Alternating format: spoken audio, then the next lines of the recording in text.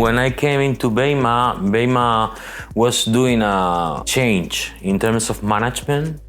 The company by that time was changing from a perspective of owner-founder leadership to a board of directors professional leadership. I saw a company from the 80s becoming a company from the year 2000. They were already working on the automotive, change with the robots, So also was a cultural change because they came from handcraft, one by one, a lot of workers in the factory, to a more efficient, more precise made of doing things, So it was these two changes were the main things I first realized here when I came to Beyma. I think there has not been a transition as such. Now the major shareholder were already leading the company in the board of directors, so there was no kind of transition. It was like continuing day 2, day 3, day 4. It was like continuing the normal life. The main difference is like now the major shareholder is sitting on the table.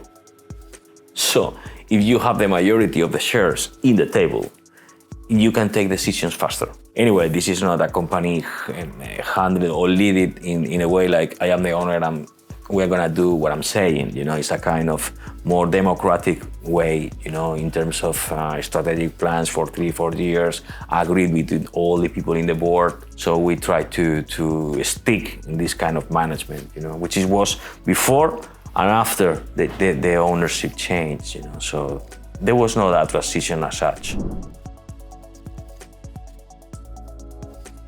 When all the thing happened of the COVID, was quite shocking. The global market stopped, but with 2 exceptions in our opinion, in our case. One was the distribution in the USA, which continued like nothing happened. And second is the OEM business in China. Okay, in China, the OEM business continued. Developing new products, buying products.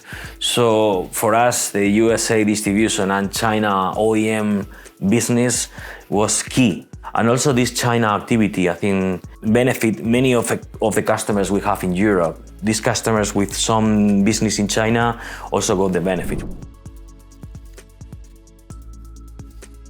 I think we have many excellent products, especially we are proud of some OEM developments which are confidential, but if I have to choose one, I will choose the sub Lex. The family, we are really proud of because it makes a change in our idea of making subs and also because it's a mix of art and architecture.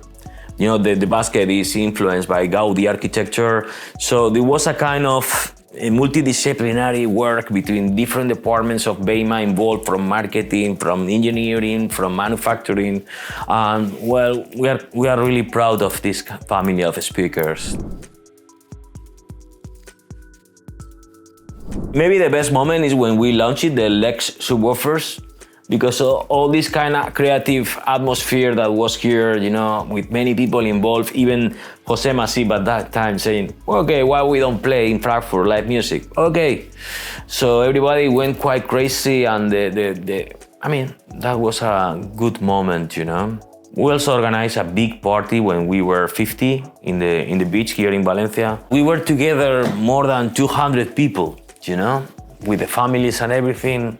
And it was really impressive to see what is the impact, of a company in the people's life. Till 1 month ago, the main challenge was to recover from COVID and all the global consequences of COVID. And now we have one war in Europe, and pray for Ukraine. So I think the scenario is changing quite a lot. Thanks to all that happened, we are really confident that we will get through any situation, This is the kind of resilience the company has gained, So I cannot identify 1 or 2 challenges, from a global perspective, but many.